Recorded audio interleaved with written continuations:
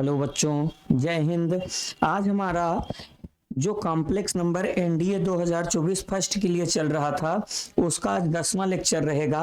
और ये 10वां लेक्चर आपके लिए इम्पोर्टेंट रहने वाला है, क्योंकि 10वें लेक्चर में हम आपको पढ़ाएंगे। हमारा जो टॉपिक रहेगा लोकस ऑफ जेड रहेगा, मतलब जेड का बिंदु पथ निकालना रहेगा। चलिए आज का सेशन हम स्टार्ट करते हैं। सबसे पहले हम कुछ आपको बताते हैं property of cube root unity, ये आपके लिए इंपॉर्टेंट रहेगा। Property of cube root unity में हम आपको सबसे पहले ये बताने वाले हैं कि जो क्यूब रूट यूनिटी होते हैं, पहली property are in GP. Cube root unity किस में होते हैं? जीपी में होते हैं, गुणोत्तर श्रेणी में होते हैं। क्यूब रूट यूनिटी क्या होते हैं? क्यूब रूट यूनिटी, तो यूनिटी के 3 क्यूब रूट आपको पढ़ाया गया था, 1 ओमेगा और ओमेगा स्क्वायर। ये जीपी में होते हैं। क्यों? क्योंकि जीपी होता है T2 अपान T1। T2 यहां पर है ओमेगा अपान T2 अपान T1। थोड़ी सी टेक्निकल प्रॉब्लम है, अभी सही हो जाएगा। T2 अपान T1, ठीक।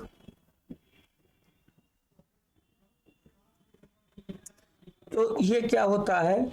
ओमेगा अपान 1, मतलब ओमेगा आया। फिर होता है T3 अपान T2। T3 की वैल्यू क्या है? T3 है omega square, T2 omega cancel होके देखो ओमेगा आ गया, रेशियो सेम है। तो जो क्यूब रूट यूनिटी होते हैं प्यारे बच्चों, ये किस में होते हैं? ये जीपी में होते हैं। चलिए दूसरी प्रॉपर्टी है cube root unity are vertices of equilateral triangle. Cube root unity जो होते हैं इकाई के घनमूल समबाहु त्रिभुज के क्या होते हैं? शीर्ष होते हैं। इसको आपको याद रखना है। Cube root unity are vertices of a equilateral triangle. Okay, चलिए अगली प्रॉपर्टी पे आते हैं। Cube root unity lies on circle whose radius is 1 and centre is origin. ये इंपॉर्टेंट है। इकाई के घनमूल वृत्त पर स्थित होते हैं जिसकी त्रिज्या 1 व केंद्र मूल बिंदु होता है। जो क्यूब रूट यूनिटी होते हैं ये क्या होते हैं? ये एक सर्कल के सरकमफेरेंस पे पाए जाते हैं, मतलब सर्कल पर लाई करते हैं। लेकिन शर्त ये होना चाहिए वो ऐसा सर्कल हो जिसका रेडियस 1 हो और जिसका सेंटर क्या हो? जिसका सेंटर ओरिजिन हो। चलिए आगे बढ़ते हैं। अब हम आगे पढ़ेंगे कॉम्प्लेक्स नंबर फॉर ज्योमेट्री। तो ज्योमेट्री में हम कॉम्प्लेक्स नंबर और उसके पहले सम इंपॉर्टेंट, ये इंपॉर्टेंट होगा, सम इंपॉर्टेंट कर्व, कुछ महत्वपूर्ण वक्र। अब हमारे पास जो सम इंपॉर्टेंट कर्व हैं उसमें क्या हम आपको बताएंगे? सर्कल के बारे में। सर्कल को क्या बोलते हैं? वृत्त। फिर दूसरे इंपॉर्टेंट कर्व में हम आपको पैराबोला बताएंगे। पैराबोला को बोलते हैं परवलय, ठीक। ये परवलय के बारे में बताएंगे। फिर उसके बाद तीसरा आता है इलिप्स। तीसरा क्या होता है? इलिप्स होता है। इलिप्स को हिंदी में बोलते हैं दीर्घवृत्त। इलिप्स को क्या बोलते हैं? दीर्घवृत्त। और फिर उसके बाद चौथा होता है हाइपरबोला। क्या? हाइपरबोला। हाइपरबोला को बोलते हैं अतिपरवलय। क्या बोलते हैं? अतिपरवलय। हाइपरबोला, अतिपरवलय। और फिर उसके बाद पांचवें में आपको बताया जाएगा लाइन। लाइन को हिंदी में बोलते हैं रेखा। तो ये सम इंपॉर्टेंट कर्व के बारे में हम आपको बताएंगे। इनका हम आपको समीकरण भी बताएंगे और इनके हर एक पहचान बताएंगे। अब उसमें सबसे पहले हम आपको सर्कल के बारे में बताते हैं। वृत्त क्या होता है? सर्कल क्या होता है? ध्यान से देखिए प्यारे बच्चों, सर्कल में क्या होता है? जैसे ये सर्कल है, ये सर्कल है। अब सर्कल का अपना एक सेंटर होता है और सर्कल पर एक पॉइंट P पाया जाता है, ये वेरिएबल पॉइंट होता है, इसका कोऑर्डिनेट हमेशा x कामा क्या होता है, इसका कोऑर्डिनेट x कामा y होता है, और सर्कल से इसका जो डिस्टेंस होता है इसको हम रेडियस कहते हैं। ये O सर्कल का सेंटर है, तो O सर्कल का क्या है, ये सेंटर है। सेंटर को हिंदी में क्या बोलते हैं, केंद्र बोलते हैं। और OP सर्कल का क्या है, रेडियस है। रेडियस को हिंदी में क्या बोलते हैं, त्रिज्या बोलते हैं। तो ये सर्कल है, थोड़ा बहुत इसको जानिए। सर्कल अपने आप में एक चैप्टर है, लेकिन कॉम्प्लेक्स नंबर में सर्कल की थोड़ी सी पहचान आपको जाननी जरूरी है। अब इसमें कहा जाता है कि ये देखो, इसके पहले अब हम मान लेते हैं लेट सर्कल का जो सेंटर है, सर्कल का सेंटर O हम मान लेते हैं H कामा K है, एंड रेडियस, एंड इसका जो रेडियस है, रेडियस हम मान लेते हैं OP बराबर, रेडियस को हम A मान लेते हैं, ये रेडियस A है। तो आप लोगों को बताया गया होगा equation of circle, equation of circle, equation of circle Hindi में बोलते हैं वृत्त का समीकरण। इक्वेशन ऑफ सर्कल, वृत्त का समीकरण। अब देखो, इक्वेशन ऑफ सर्कल के लिए OP किसके इक्वल है, OP A के इक्वल है। OP का मतलब distance between O and P, ये H कामा K है। तो OP का जो डिस्टेंस होता है, आप लोग डिस्टेंस फार्मूला पढ़ते थे, रूट में x माइनस एच का whole square plus y minus K का रूट में y माइनस के का होल स्क्वायर बराबर रेडियस है A। रूट रिमूव करोगे तो x माइनस एच का whole square plus y minus K का होल स्क्वायर बराबर A स्क्वायर। ये सर्कल का इक्वेशन है, ये सर्कल का क्या है, ये सर्कल का इक्वेशन है। इसका सेंटर HK है और रेडियस कितना है, A है। अब एक चीज और समझोगे, इसमें कहा जाता है कि अगर आपका एक्स स्क्वायर प्लस ए स्क्वायर बराबर ए स्क्वायर हो, तब उस कंडीशन में इसका सेंटर 0 और रेडियस a होता है। देखो, अभी तक इसका सेंटर HK था। अगर हम अगर सर्कल का जो सेंटर है, सेंटर माने H कामा K, अगर ये 0,0 हो जाए, 0,0 का मतलब ये ओरिजिन हो जाए, तब उस कंडीशन में देन इक्वेशन ऑफ सर्कल क्या होगा, तब इक्वेशन ऑफ सर्कल क्या होगा, वृत्त का समीकरण क्या होगा, ये सीधा सीधा X square plus Y square बराबर ए स्क्वायर होगा। ये ऐसा सर्कल है जिसका सेंटर ओरिजिन है और जिसकी रेडियस क्या है, स्मॉल ए है। चलिए अब आगे, अब हमको समझना है जनरल इक्वेशन ऑफ सर्कल। ये आपके लिए इंपॉर्टेंट है। जब इसी सर्कल को, जब x माइनस एच का whole square y minus K का होल स्क्वायर बराबर ए स्क्वायर, जब इसी सर्कल को आगे सॉल्व करोगे तो सर्कल का जो जनरल इक्वेशन होता है वो किस फॉर्म में दिखता है, x square plus Y square plus 2gx plus 2fy plus c बराबर 0। ये इक्वेशन, ये जनरल इक्वेशन ऑफ सर्कल है। इसका सेंटर क्या होता है, इंपॉर्टेंट है, इसका सेंटर माइनस जी कामा माइनस एफ होता है। और इसका रेडियस क्या होता है, इसका रेडियस क्या होता है, under root g square plus f square minus c, इसके रेडियस का फार्मूला है। वेयर, अब हम आपको बताएंगे जहां जी क्या होता है, जी होता है कोफिशिएंट ऑफ x अपान 2, जी होता है x के कोफिशिएंट का हाफ, और f क्या होता है, f होता है कोफिशिएंट ऑफ y अपान 2 होता है, ये f होता है। तो अगर आपके पास कोई भी सर्कल इस फॉर्म में दिया जाए तो ये जनरल इक्वेशन ऑफ सर्कल है। दुनिया में जितने भी सर्कल हैं सब इसी के जैसे दिखते हैं, और इस सर्कल का जो सेंटर होता है वो -g, -f होता है, और इस सर्कल का जो रेडियस होता है √g² + f² - c होता है, वेयर g होता है एक कोफिशिएंट ऑफ x/2 और f क्या होता है कोफिशिएंट ऑफ y/2 होता है। अब जैसे प्रैक्टिस के लिए हम समझा देते हैं, प्रैक्टिस के लिए जैसे क्वेश्चन हम समझा देते हैं, फाइंड द, जैसे कहा जाए find the centre and radius of, find the centre and radius of circle, मान लेते हैं x² + y² + 6x - 4y - 1 = 0। अब इस सर्कल का अगर आपको सेंटर और रेडियस निकालना है तो कैसे निकालोगे? सॉल्यूशन में सबसे पहले g की वैल्यू निकालो। g होता है x के कोफिशिएंट का हाफ, तो 6 का हाफ 3 होगा। f होता है y का कोफिशिएंट -4, उसका हाफ -2 होगा। c कांस्टेंट टर्म होता है, उसकी वैल्यू -1 है। अब हमको इसका सेंटर निकालना है, तो सेंटर के लिए फार्मूला पढ़ाए थे -g, -f होता है।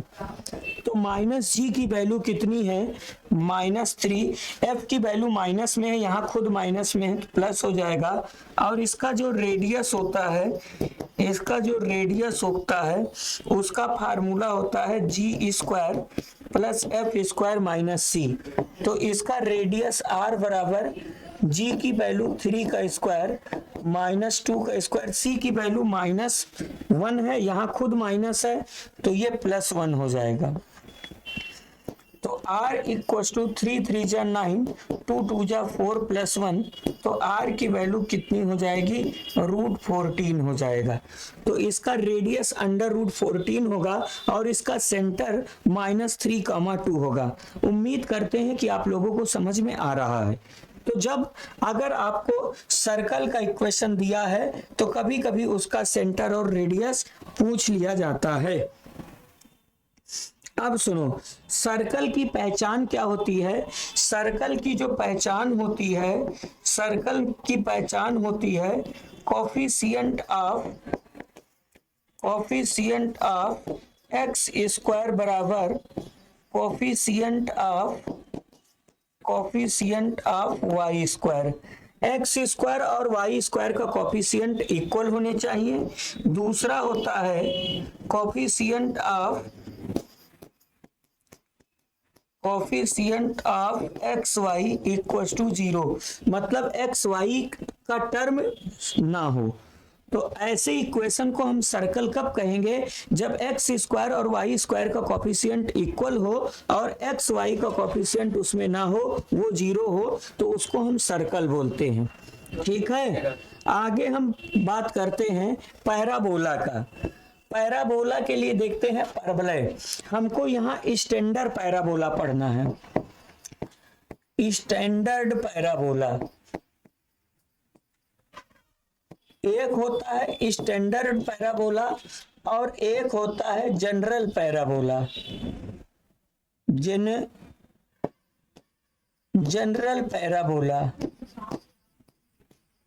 जनरल पैराबोला का जो इक्वेशन होता है वो ax² + by² + 2hxy + 2gx + 2fy + c = 0, ये पैराबोला का जनरल इक्वेशन है। इसमें एक कंडीशन लगती है, h² ab के इक्वल होना चाहिए। वेयर h क्या है और बता देते हैं। h होता है कोफिशिएंट ऑफ xy/2 होता है, ये h है। a और b जानते हो, a होता है x² का कोफिशिएंट और b होता है y² का कोफिशिएंट। स्टैंडर्ड पैराबोला टोटल 4 होते हैं। एक होता है y² बराबर 4ax, ये समझ लीजिए एक कटोरे जैसे इसका ग्राफ बनता है इस तरीके से। यहाँ पर वर्टेक्स y डैश, इसकी s फोकस है, ये बनता है। इसका दूसरा होता है y² बराबर -4ax, कटोरा इस तरीके से इधर बन जाता है। और इसका जो तीसरा होता है, तीसरा x² बराबर 4ay कह दो, और ये कटोरा ऊपर की साइड में बनता है। और चौथा क्या होता है, x² बराबर -4ay, और इसका ग्राफ नीचे की तरफ बनता है। तो कुल 4 स्टैंडर्ड पैराबोला होते हैं, y² बराबर 4ax और y² बराबर -4ax, एक इधर एक ऊपर और एक नीचे, इनको स्टैंडर्ड पैराबोला बोलते हैं। इसकी पहचान आपको याद होनी चाहिए। इस तरीके से एक ये होता है और एक इस तरीके से ये हो जाएगा। ये स्टैंडर्ड 4 स्टैंडर्ड पैराबोला आपको देखने को मिलेंगे, ठीक है। तो ये पैराबोला है। फिर उसके बाद आगे लाइन का जो जनरल इक्वेशन होता है, जनरल फॉर्म लाइन का जो जनरल फॉर्म होता है वो सीधा सीधा होता है। क्या होता है, ax plus by plus c बराबर 0, ये लाइन के इक्वेशन का जनरल फॉर्म होता है। हाँ, लाइन का एक फॉर्म होता है slope intercept form. Slope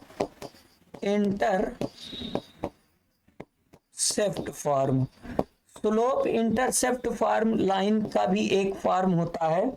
slope intercept form में लाइन y बराबर mx प्लस c के जैसे दिखती है। m स्लोप है। कभी भी लाइन का अगर ग्राफ बनाना हो तो लाइन का ग्राफ इस तरीके से बनाना, अगर उसका स्लोप पॉजिटिव है तो इस तरीके से ये लाइन है, ठीक है। तो ये इक्वेशन ऑफ लाइन है। अब एक चीज और देखो, जैसे आपको ऐसे अगर कहीं लिख दिया जाए x = 0, तो ये होता है equation of y axis. Equation of y axis, चूंकि y एक्सिस भी अपने आप में लाइन है। किसी दिन y बराबर 0 लिखा जाए, इसका मतलब ये क्या है, ये इक्वेशन ऑफ x एक्सिस है, मतलब ये x एक्सिस का इक्वेशन है। किसी दिन x बराबर a लिख दिया जाए, a का मतलब कोई नंबर, x = a, तो ये होता है इक्वेशन ऑफ लाइन। ये लाइन का इक्वेशन है लेकिन पैरेलल टू y एक्सिस, ये y एक्सिस के पैरेलल लाइन का इक्वेशन है। और अगर y बराबर कहीं b लिख दिया जाए तो इसका मतलब ये भी क्या है, ये भी इक्वेशन ऑफ लाइन है, पैरेलल टू x एक्सिस, ये x एक्सिस के पैरेलल लाइन का इक्वेशन है। तो कुल मिलाकर इसको आप लोग समझना है कि अगर कहीं x बराबर 0 आ जाए तो ये भी एक लाइन का इक्वेशन है, ये x एक्सिस का इक्वेशन होता है, सॉरी y एक्सिस का। अगर x 0 हो, y = 0 आ जाए तो इक्वेशन ऑफ x एक्सिस है। अगर x = कोई नंबर आ जाए, जैसे कहीं लिख दिया जाए x = 4, तो ये भी एक लाइन का इक्वेशन है। x = -4, ये भी लाइन का इक्वेशन है। ये दोनों पैरेलल टू y एक्सिस हैं। और अगर y = कोई डिजिट लिख दिया जाए, लो y = 1/2 है, तो ये भी एक लाइन का इक्वेशन है, x एक्सिस के पैरेलल है। समझ पा रहे हो? चलिए, फिर लाइन के बाद हमको इलिप्स के बारे में समझना है ना। इलिप्स में थोड़ा सा इसमें लिखने में दिक्कत हुआ होगा, जैसे ये इसकी शुद्ध इलिप्स ऐसे लिखना चाहिए था।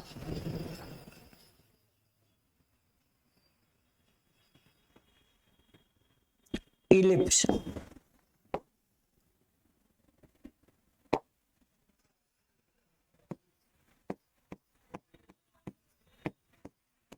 ये है इलिप्स। चलिए, इलिप्स को हिंदी में क्या बोलते हैं, दीर्घवृत्त बोलते हैं। अब इलिप्स में भी क्या होता है, स्टैंडर्ड फॉर्म।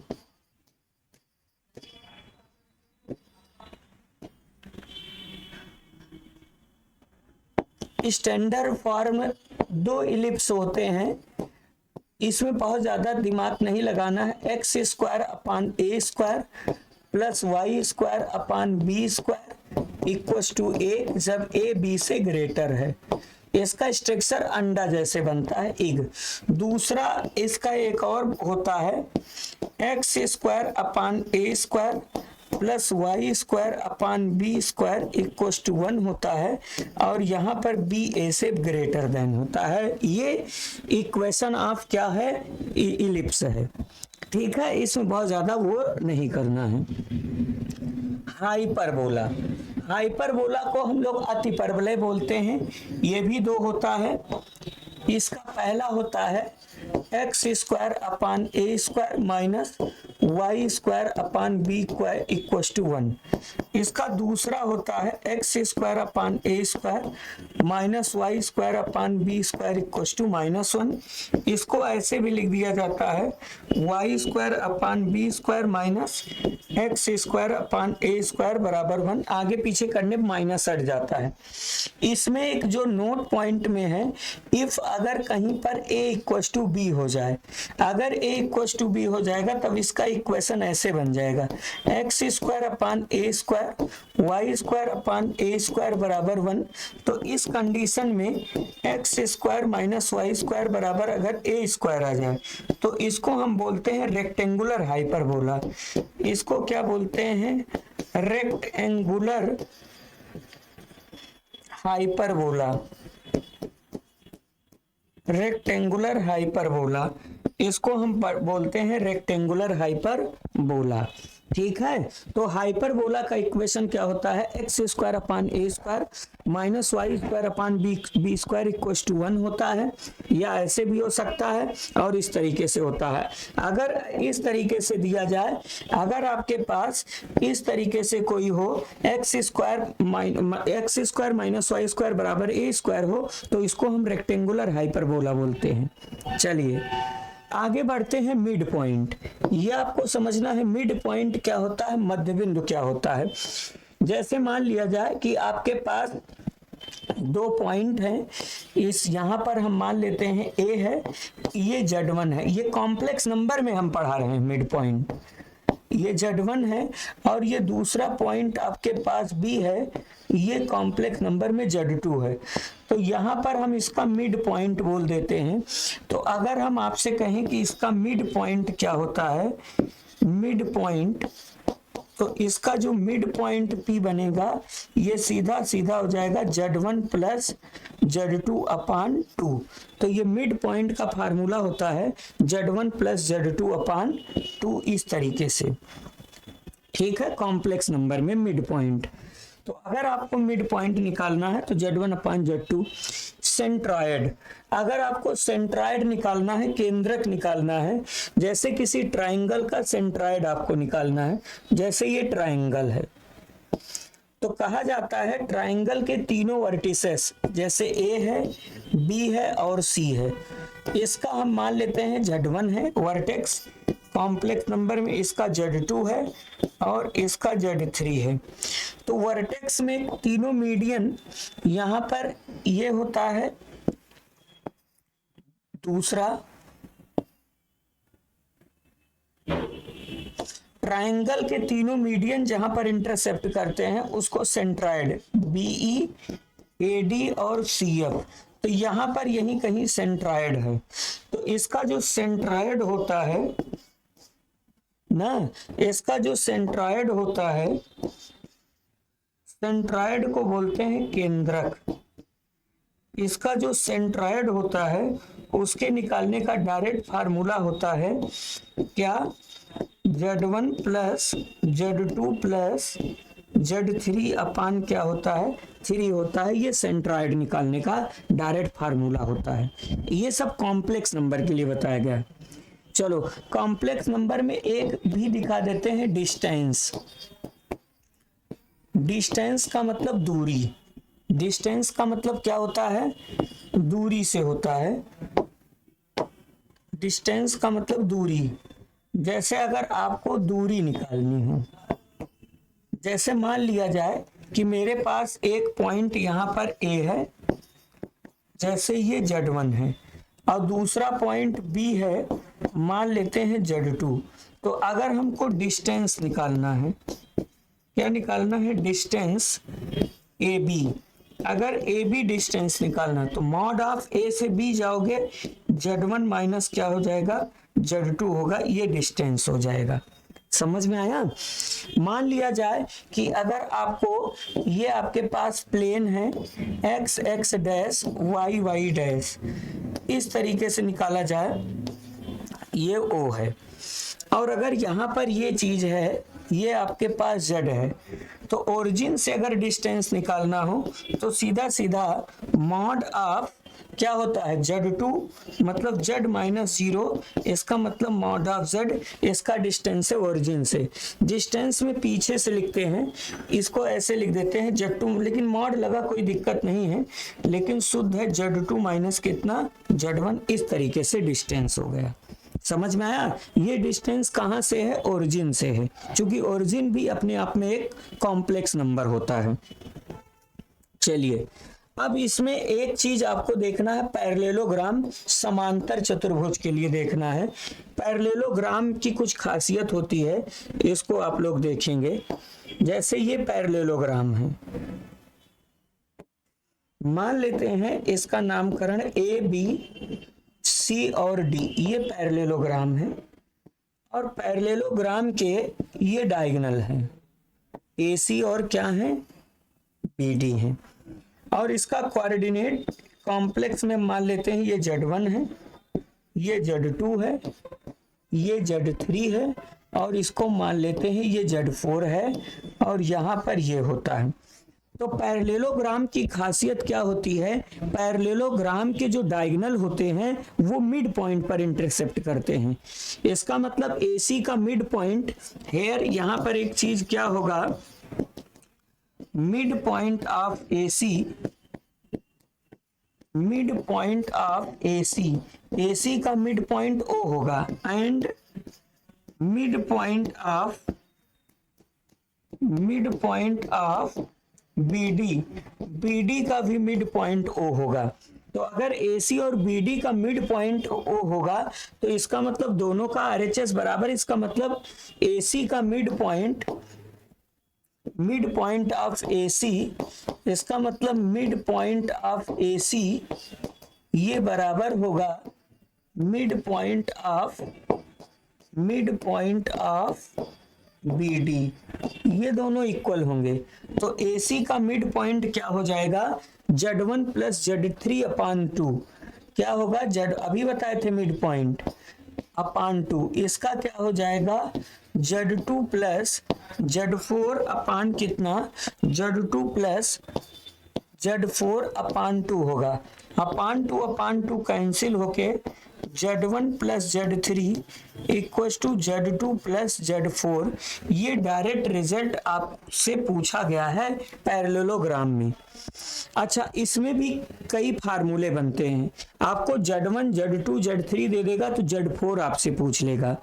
तो अगर आपको Z4 यहाँ निकालना है तो Z4 के लिए फार्मूला, इसको पक्षांतरण करेंगे, Z1 plus Z3 minus Z2 होगा। मान लिया जाए कि आपसे Z1 पूछा जाए, तो Z1 अगर पूछा जाएगा तो Z3 को उधर पक्षांतरण कर देंगे, Z2 plus Z4 minus Z3 होगा। यहाँ कई फार्मूले आपको मिल जाएंगे। तो बच्चों, पैरेललोग्राम की खासियत क्या होती है? पैरेललोग्राम के जो डायगोनल होते हैं एक दूसरे को इंटरसेप्ट करते हैं, समद्विभाजित करते हैं। जैसे AC का जो मिड पॉइंट होगा वही मिड पॉइंट किसका होगा? वही मिड पॉइंट BC का, BD का भी होगा। तो यहां से एक रिजल्ट बन गया Z1 प्लस Z3 बराबर Z2 प्लस Z4। ये सब पैरेललोग्राम की खासियत है। अब ध्यान से देखो, इसमें कह रहा है if Z1 Z2 Z3 are vertices of equilateral triangle, then, ये देखो ये फार्मूला है। ध्यान से देखो, एक इक्विलैटरल ट्रायंगल है, जैसे ये इक्विलैटरल ट्रायंगल है। अब इक्विलैटरल ट्रायंगल में A मान लेते हैं, ये Z1 दे दिया है, इसको B मान लेते हैं Z2 है, और इसको C मान लेते हैं, Z3 है। तो अगर ये इक्विलेटरल में ये तीनों साइड इक्वल होती हैं तो ये रिजल्ट होता है Z1 square, Z2 square, Z3 square, Z1 Z2 Z2 Z3 Z3 Z1। इसको हम प्रूफ कर दे रहे हैं। लो, ABC इक्विलेटरल ट्राइंगल है तो AB बराबर BC बराबर CA होगा, तीनों साइड इक्वल होंगी। BC से डिवाइड कर देते हैं तो AB बटा BC होगा, और यहाँ पर BC से डिवाइड करेंगे तो CA बटा क्या हो जाएगा, BC हो जाएगा। ठीक है, BC से हम डिवाइड करेंगे। अब AB का मतलब डिस्टेंस बिटवीन AB, अभी पढ़ाए थे क्या होता है, AB का मतलब Z2 माइनस Z1 बताए थे ना, AB का मतलब इतना माइनस इतना। BC का क्या हो जाएगा, Z3 माइनस Z2, और CA क्या हो जाएगा, CA आपका हो जाएगा Z3 माइनस Z1, और फिर BC क्या हो जाएगा, BC फिर क्या हो जाएगा, Z3 माइनस कितना हो जाएगा, Z2। नहीं, इसमें ऐसा कर लिया जाए, देखो ये तीनों इक्वल हैं, ये तीनों आपस में इक्वल हैं, तो इतना पान इतना बराबर इतना पान इतना भी होगा। अरे जब ये तीनों आपस में इक्वल हैं तो यहां से हो जाएगा AB अपान BC, और बराबर क्या हो जाएगा, BC अपान CA हो जाएगा। ये इस तरीके से होगा। चलो, तो यहां पर BC का स्क्वायर बराबर कितना हो जाएगा, AB डॉट CA हो जाएगा। अब BC की वैल्यू रख दो, BC की वैल्यू क्या है, Z2 minus Z3, Z2 minus Z3 ऐसे स्क्वायर है, बराबर AB का मतलब क्या होता है, Z2 माइनस कितना हुआ, Z1। AB क्या हुआ, Z2 माइनस Z1, और फिर उसके बाद BC क्या हो जाएगा, Z3 माइनस Z1 हो गया। CA, C से A, CA का मतलब A से C पीछे से लिया जाता है। ठीक है, जैसे हम BC लिख दिए हैं तो BC में उल्टा ना लिखो, इधर रख रहेगा। BC का मतलब C इतना माइनस इतना। ठीक है, तो यहां पर आपको क्या मिलता है, Z3 माइनस Z2 का स्क्वायर बराबर क्या हो जाएगा, AB का मतलब Z2 माइनस Z1, और फिर उसके बाद Z1 माइनस Z3, इस तरीके से हो जाएगा। अब ये सिंपल है, इसको लिख सकते हो Z3 का स्क्वायर प्लस Z2 का स्क्वायर माइनस 2Z3 Z2, ये हो जाएगा A स्क्वायर B स्क्वायर। इसका मल्टीप्लाई करोगे क्या हो जाएगा, Z2 Z1 minus Z1 square, और यहाँ पर क्या हो जाएगा, माइनस Z2 Z3, और प्लस क्या हो जाएगा, Z1 Z3। इसको इधर पक्षांतरण कर दो तो यहाँ से आपको मिल जाएगा Z1 स्क्वायर पॉजिटिव में, Z2 square plus Z3 square हो गया, बराबर ये Z2 Z3 निगेटिव में उधर जाके पॉजिटिव में हो जाएगा। Z2 Z3 से 2 घट के Z2 Z3 मिल गया, Z1 Z2 मिल गया, और Z1 Z3 मिल गया। यही हमको क्या करना था, यही प्रूफ करना था। तो प्रूविंग तो बहुत ज़्यादा इम्पॉर्टेंट है नहीं, लेकिन आपको इसको याद रखना है, ये सबसे ज़्यादा इम्पॉर्टेंट है।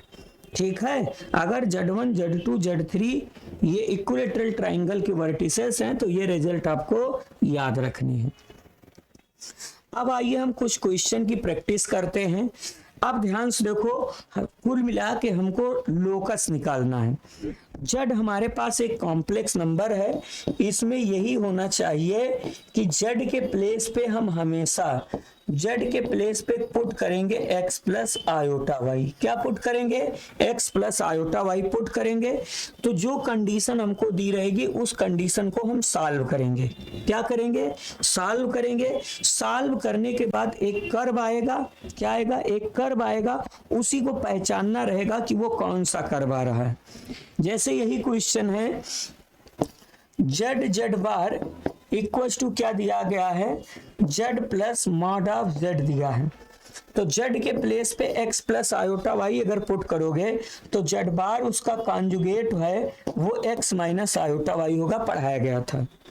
तो z आपके पास x प्लस आयोटा वाई है तो z bar x minus iota y होगा। z है आपके पास x प्लस आयोटा वाई तो z bar x minus iota y होगा। यहां से मल्टीप्लाई करोगे x square iota square Y square होगा, एक में प्लस बी माइनस बी ए square minus B square, iota Y cut के 2x हो गया। तो यहां से मिलता है एक्स स्क्वायर, यहां पर iota square value 1, Y square mod हटेगा प्लस माइनस 2x होगा।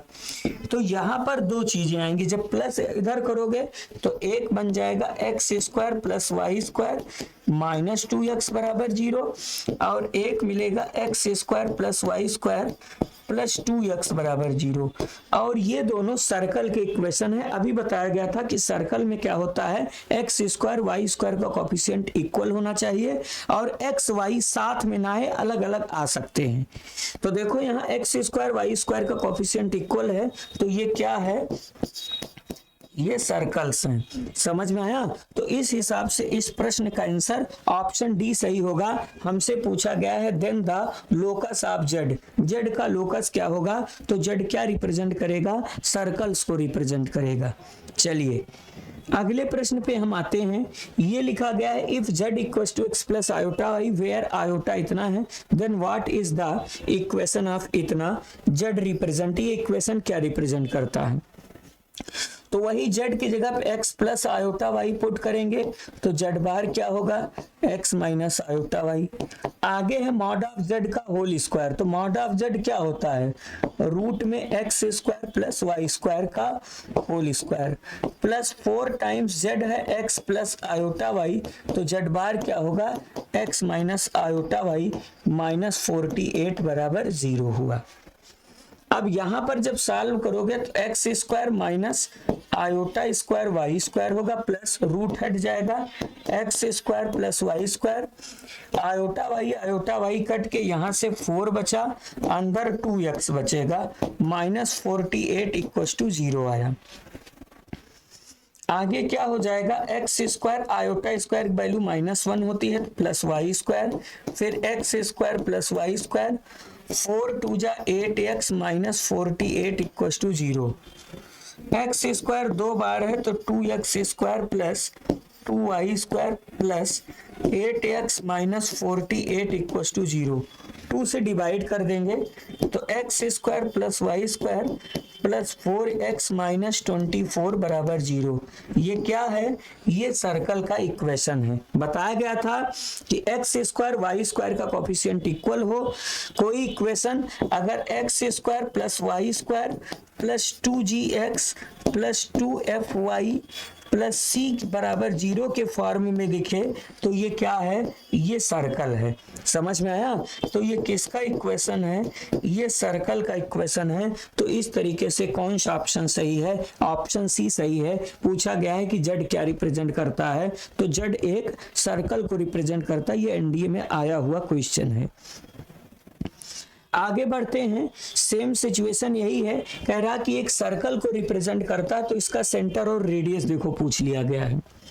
क्या लिखा गया है, जेड जेड बार, फिर लिखा गया है +3 माइनस आयोटा है इंटू जेड है और प्लस क्या है 3 प्लस आयोटा इंटू जेड बार है और फिर +1 इक्वल टू 0 है। जेड की वैल्यू रखते हैं, जेड है एक्स प्लस आयोटा वाई तो जेड बार क्या होगा, एक्स माइनस आयोटा वाई होगा।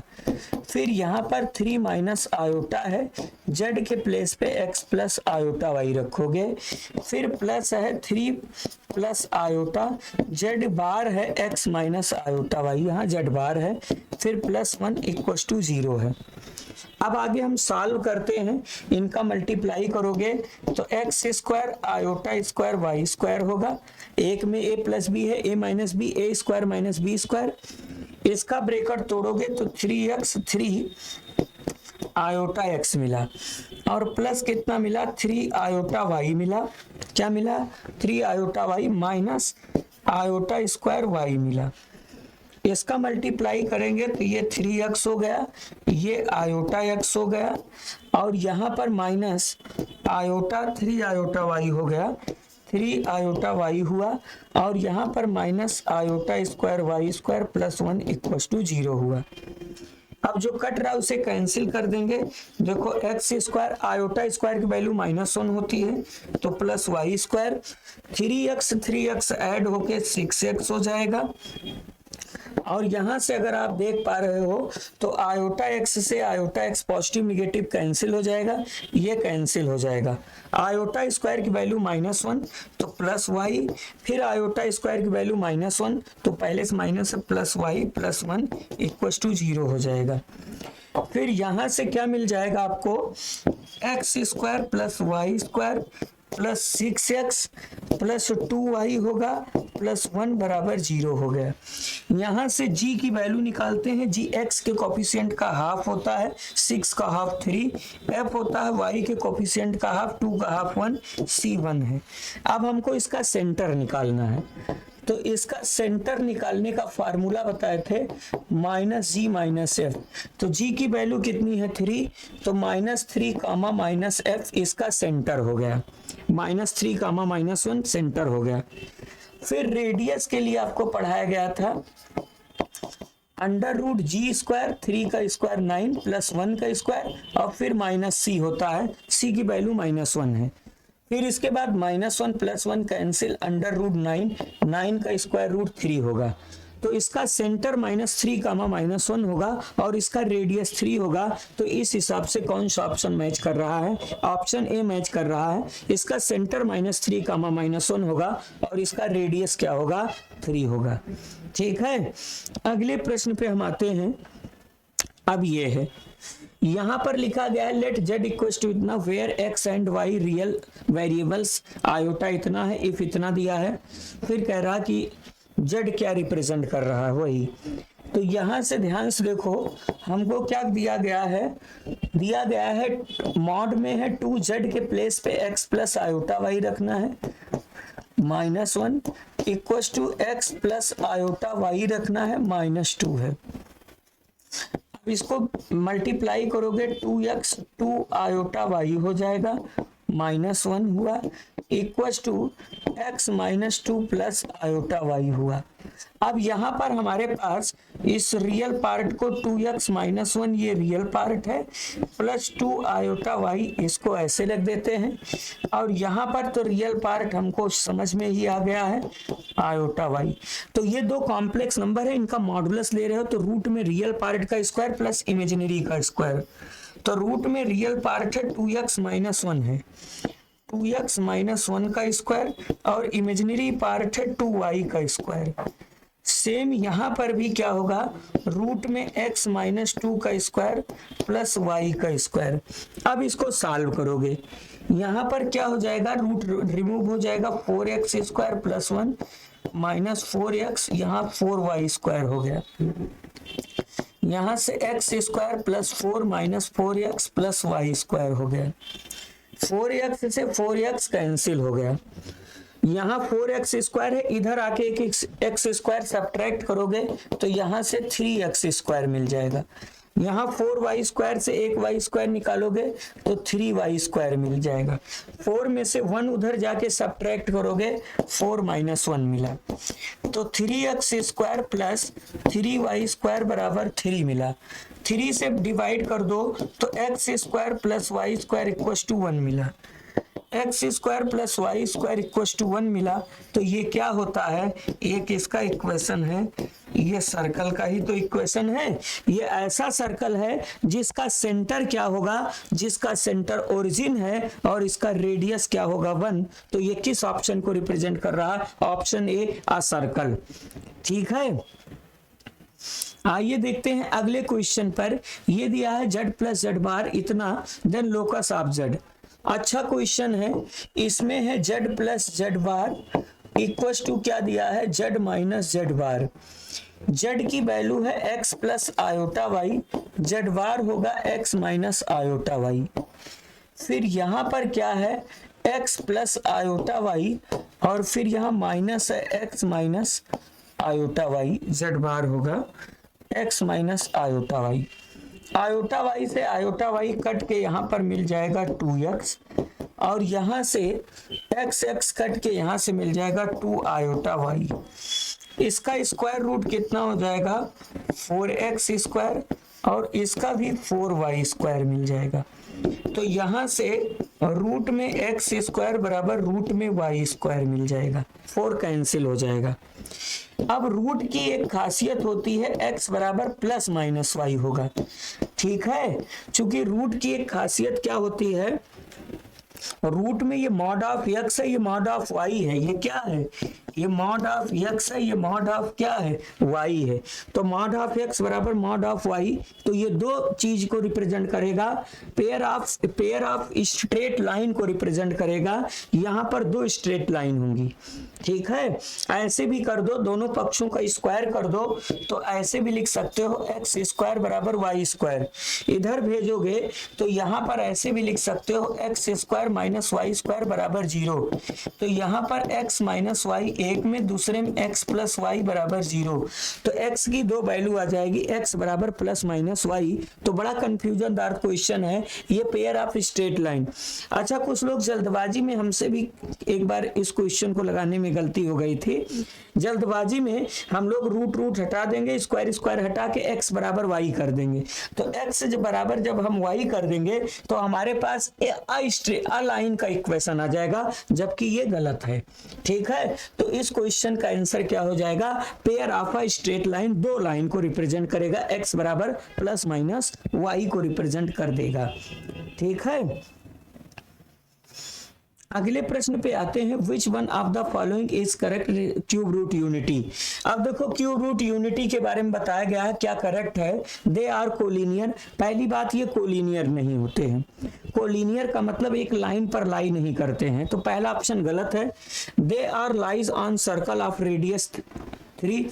हाँ, सर्कल पर लाई करते हैं, लेकिन ऐसे सर्कल पर लाई करते हैं जिसका रेडियस 3 ना हो बल्कि रेडियस 1 हो, उसका सेंटर ओरिजिन हो, तो दूसरा भी गलत है। तीसरा कह रहा they from an equilateral triangle yes, ये सही है। अभी अभी थ्योरी में शुरू में ही लिखाया गया था कि क्यूब रूट यूनिटी की प्रॉपर्टी में पहली प्रॉपर्टी बताई गई थी कि cube root unity non collinear होते हैं। क्यूब रूट यूनिटी जो होते हैं वो इक्विलेटरल ट्राइंगल के वर्टिसेस होते हैं। क्यूब रूट यूनिटी जीपी में होते हैं और क्यूब रूट यूनिटी एक सर्कल पर लाई करते हैं जिसका सेंटर ओरिजिन और रेडियस क्या होता है, 1 होता है, ठीक है।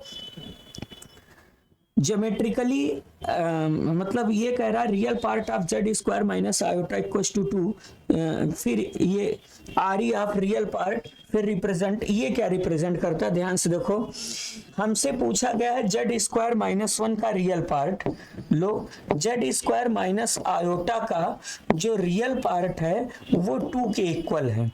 तो सबसे पहले जेड की वैल्यू रखते हैं x प्लस आयोटा वाई का होल स्क्वायर माइनस आयोटा। पहले इसको सॉल्व करो तो यहाँ पर मिलेगा x square plus iota square Y square plus 2 iota X Y मिला माइनस आयोटा है।